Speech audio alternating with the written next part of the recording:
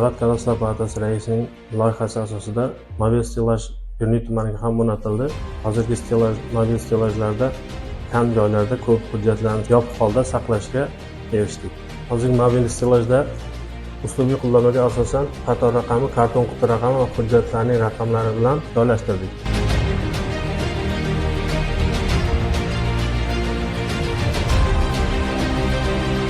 Davlat kadastr palatasi Qoraqalpog'iston Respublikasi boshqarmasi Yurniy tumani arxiv saqlovida 4150 ta tabiiy kadastr yig'ma-hujjatlari saqlangan bo'lib, shundan turar joylar 43150 tani va qolgani noturar joylarni tashkil etadi. Oldingi temir stilajlarda hujjatlar ochiq holda ko'p joylarni egallar edi.